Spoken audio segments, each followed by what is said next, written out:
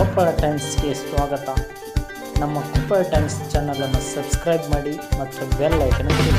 ನಾವು ಮಾಡುವ ವಿಡಿಯೋ ನಿಮಗೆ ಬರುತ್ತದೆ. ವೀಕ್ಷಕರೇ, ಇಂದು ರಾಜ್ಯಾದ್ಯಂತ ಚರ್ಚೆಯಲ್ಲಿರುವ ಚನ್ನಪಟ್ಟಣ ಕ್ಷೇತ್ರ ಉಪಚುನಾವಣೆ ಬಗ್ಗೆ ಚರ್ಚಿಸೋಣ. ಕಾಂಗ್ರೆಸ್ ಪಕ್ಷದಿಂದ ಸಿಪಿ ಯೋಗೇಶ್ವರ್ ಮತ್ತು ಜೆಡಿಎಸ್ ಪಕ್ಷದಿಂದ ನಿಖಿಲ್ ಕುಮಾರಸ್ವಾಮಿ ಸ್ಪರ್ಧೆಗಿಳಿದಿದ್ದು ತೀವ್ರ ಪೈಪೋಟಿ ಎದುರಾಗಿದೆ ಮತ್ತು ಕಾಂಗ್ರೆಸ್ ಮತ್ತು ಜೆಡಿಎಸ್ ವಿರುದ್ಧ ತಿಕ್ಕಾಟ ಸಹ ಶುರುವಾಗಿದೆ. ಈ ಕುರಿತು ಸಿಪಿ ಯೋಗೇಶ್ವರ್ ಪ್ರಚಾರದಲ್ಲಿ ಏನು ಮಾತಾಡಿದರೆ ಎಂದು ನೋಡೋಣ. ನಾನು ತಾಲೂಕಿನ ಸಮಗ್ರ ಅಭಿವೃದ್ಧಿಗೆ ಹೋರಾಟ ಮಾಡುತ್ತಿದ್ದೇನೆ ಹೊರತು ನನ್ನ ಸ್ವಂತ ಕುಟುಂಬ ಉದ್ಧಾರಕ್ಕಲ್ಲ. ಆದರೆ ದೇವೇಗೌಡರು ತಮ್ಮ ಮೊಮ್ಮಗನ ಪಟ್ಟಾಭಿಷೇಕಕ್ಕಾಗಿ ಹೋರಾಡುತ್ತಿದ್ದಾರೆ ಎಂದು ದೇವೇಗೌಡರ ಕುಟುಂಬದ ವಿರುದ್ಧ ವಾಗ್ದಾಳಿ ನಡೆಸಿದ್ದಾರೆ. ಚನ್ನಪಟ್ಟಣ ತಾಲೂಕಿನ ಹುಣಸಿ ಗ್ರಾಮದಲ್ಲಿ ನಡೆದ ಸಮಾವೇಶದಲ್ಲಿ ಸಿಪಿ ಯೋಗೇಶ್ವರ್ ಮಾತನಾಡಿದ್ದಾರೆ. ರಾಜ್ಯದಲ್ಲಿ ಕಾಂಗ್ರೆಸ್ ಸರ್ಕಾರ ಇರುವುದರಿಂದ ಕ್ಷೇತ್ರ ಅಭಿವೃದ್ಧಿಗಾಗಿ ಕಾಂಗ್ರೆಸ್ ಅಭ್ಯರ್ಥಿಯನ್ನು ಗೆಲ್ಲಿಸಬೇಕು. ಜೆಡಿಎಸ್ ನವರು ಬರೀ ಚುನಾವಣೆಗೆ ಮಾತ್ರ ಇಲ್ಲಿ ಬರುತ್ತಾರೆ, ಯಾವುದೇ ಅಭಿವೃದ್ಧಿ ಕೆಲಸವನ್ನು ಮಾಡುವುದಿಲ್ಲ. ಈ ಹಿಂದೆ ಈ ಕ್ಷೇತ್ರದ MLA ಆಗಿದ್ದ HD ಕುಮಾರಸ್ವಾಮಿ ಅವರು ರಾಜ್ಯದ ಮುಖ್ಯಮಂತ್ರಿ ಆಗಿದ್ದರು. ಆದ್ರೆ ಈ ಕ್ಷೇತ್ರಕ್ಕೆ ಅಭಿವೃದ್ಧಿ ಯಾಕೆ ಮಾಡಲಿಲ್ಲ? ಈ ಕ್ಷೇತ್ರ ಎಲ್ಲ ರೋಡು ಎಲ್ಲಾ ಕಾಮಗಾರಿಗಳು ಸಹ ಹಂಗೆ ಉಳಿದಿದ್ದಾವೆ, ಯಾವ ಕೆಲಸನೂ ಸಹ ಮಾಡಿಲ್ಲ.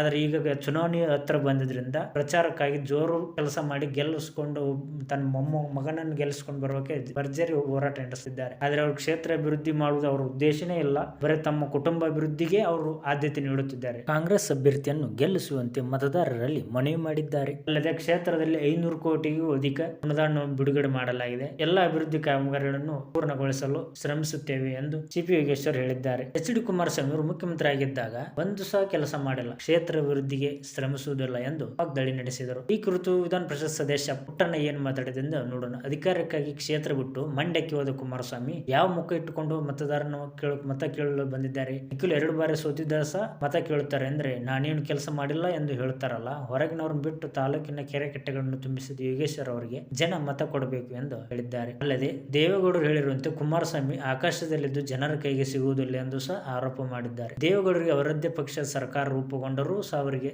ಸರ್ಕಾರದ ಮೇಲೆ ನಂಬಿಕೆ ಇರಲಿಲ್ಲ. ಎಷ್ಟು ದಿನ ಇರಲಿದೆಯೋ ಎಂದು ಅನುಮಾನ ಹೊಂದಿದ್ದರು. ಜೆಡಿಎಸ್ ಯಾರೊಂದಿಗಿದ್ದರೂ ಅಧಿಕಾರದಲ್ಲಿ ಹೆಚ್ಚು ದಿನ ಉಳಿಯುವುದಿಲ್ಲ, ಕೆಲಸವನ್ನು ಸಹ ಮಾಡುವುದಿಲ್ಲ ಎಂದು ಕೃಷಿ ಸಚಿವ ಚಲುವರಾಯಸ್ವಾಮಿ ಟಾಂಗ್ ನೀಡಿದರು. ಚನ್ನಪಟ್ಟಣದಲ್ಲಿ ಬಳ್ಳಾಪಟ್ಟಣದಲ್ಲಿ ಪ್ರಚಾರ ನಡೆಸಿ ಸುದ್ದಿಗಾರರಿಗೆ ಮಾತನಾಡಿದ ಅವರು, ವಿಧಾನಸಭಾ ಚುನಾವಣೆಯಲ್ಲಿ ಜೆಡಿಎಸ್ 123 ಸ್ಥಾನ ಗೆಲ್ಲುವವರೆಗೂ ಮಲಗಲ್ಲ ಎಂದಿದ್ದ ದೇವೇಗೌಡರು ಈಗ ಮೊಮ್ಮಗನ ಗೆಲ್ಲಿಸುವವರೆಗೂ ಮಲಗಲ್ಲ ಅಂತಿದ್ದಾರೆ. ಇದಕ್ಕೆಲ್ಲ ಜನರು ಉತ್ತರ ಕೊಡಬೇಕು. ಕುಮಾರಸ್ವಾಮಿ ರಾಮನಗರ ಚನ್ನಪಟ್ಟಣದಲ್ಲಿದ್ದು ಗೆದ್ದು ಅಭಿವೃದ್ಧಿ ಕೆಲಸವನ್ನು ಒಂದೂ ಮಾಡಿಲ್ಲ, ಜನರ ಕೈಗೊಟ್ಟ ಸಿಗುವುದೇ ಇಲ್ಲ. ವಿಧಾನಸಭೆಯಲ್ಲಿ ಅವರಿಗಾಡಿರುವ ಮಾತುಗಳೇ ಅದನ್ನು ಬಿಂಬಿಸುತ್ತದೆ. ಅಂತ ಮಾತು ರಾಜಕಾರಣಿಗಳಿಗೆ ಅವಮಾನಾರ್ಹ ಎಂದು ಟೀಕಿಸಿದರು. ಜೆಡಿಎಸ್ ನವರು ಚುನಾವಣೆ ಕೊನೆಯಲ್ಲಿ ಬರುತ್ತಾರೆ, ಇಲ್ಲಿ ಹಣ ಆಮಿಷ ಹಾಗೂ ಅವರ ಕಣ್ಣೀರು ಕೆಲಸ ಮಾಡುವುದಿಲ್ಲ. ಜನರು ಯಾವಾಗಲೂ ಕೆಲಸ ಯಾರು ಮಾಡುತ್ತಾರೆ ಅವರನ್ನು ನೋಡಿ ಮಾತ್ರ ಗೆಲ್ಲಿಸುತ್ತಾರೆ. ಇಂಥ ಬರೇ ಚುನಾವಣೆ ಮಾತ್ರ ಬರುವಂತ ಜನರನ್ನು ತಿರಸ್ಕರಿಸುತ್ತಾರೆ ಎಂದು ಹೇಳಿದರು. ಉಪಚುನಾವಣೆಯಲ್ಲಿ ತಿಗಳ ಸಮುದಾಯಕ್ಕೆ ಪ್ರತಿಷ್ಠೆಯಾಗಿದೆ, ಮತಗಳು ಯಾವುದೇ ಕಾರಣಕ್ಕೂ ಚೆದರಬಾರದು, ನಮ್ಮ ಅಭ್ಯರ್ಥಿಗೆ ಮತ ನೀಡಬೇಕು ಎಂದು ಹೇಳಿದ್ದಾರೆ. ಇಡೀ ಸಮುದಾಯ ಕಾಂಗ್ರೆಸ್ ಪರ ನಿಂತು ಸಿದ್ದರಾಮಯ್ಯ DK ಶಿವಕುಮಾರ್ ಅವರಿಗೆ ಬೆಂಬಲ ಸೂಚಿಸಬೇಕು ಎಂದು ಹೇಳಿದ್ದಾರೆ. ಸಿಪಿ ಯೋಗೇಶ್ವರ್ ಅವರನ್ನು ಗೆಲ್ಲಿಸಬೇಕು ಮತ್ತು ಕ್ಷೇತ್ರ ಅಭಿವೃದ್ಧಿಗೆ ಅವರು ಆದ್ಯತೆ ನೀಡುತ್ತಾರೆ ಎಂದು ಸಹ ವಸತಿ ಸಚಿವ ಜಮೀರ್ ಅಹಮದ್ ಹೇಳಿದ್ದಾರೆ. ಚುನಾವಣೆ ಸಂದರ್ಭದಲ್ಲಿ ಕ್ಷೇತ್ರಕ್ಕೆ ಹೋಗಬೇಕು ಎಂಬ ಕುಮಾರಸ್ವಾಮಿ ಅವರ ಆಡಿಯೋವನ್ನು ಮೈಕ್ ನಲ್ಲಿ ಕೇಳಿಸಿದ ಅವರು, ಇಂಥವರಿಗೆ ಮತ ಕೊಡಬೇಡಿ, ನಮ್ಮ ಸಮುದಾಯರು ಒನ್ ಸೈಡ್ ಮತ ಹಾಕಿ ಜೆಡಿಎಸ್ ಅಭ್ಯರ್ಥಿಯನ್ನು ಸೋಲಿಸಬೇಕೆಂದು ಹೇಳಿದ್ದಾರೆ. ಪೌರಾಡಳಿತ ಸಚಿವ ರಹೀಂ ಅಹಮದ್ ಖಾನ್, ಮಾಜಿ ಸಂಸದ DK ಸುರೇಶ್,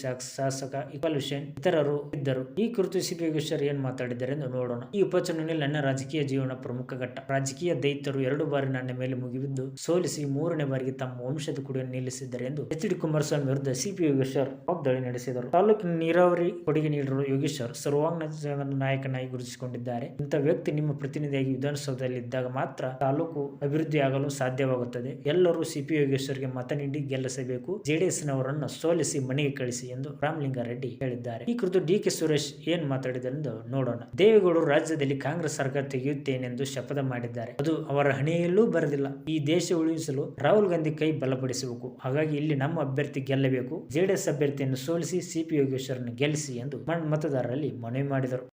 ವಿಡಿಯೋ ನೋಡಿದ್ದಕ್ಕೆ ಧನ್ಯವಾದಗಳು. ಕೊಪ್ಪಳ ಟೈಮ್ಸ್ ಚಾನಲ್ ಸಬ್ಸ್ಕ್ರೈಬ್ ಮಾಡಿ ಮತ್ತು ಬೆಲ್ ಐಕನ್ ಕ್ಲಿಕ್ ಮಾಡಿ.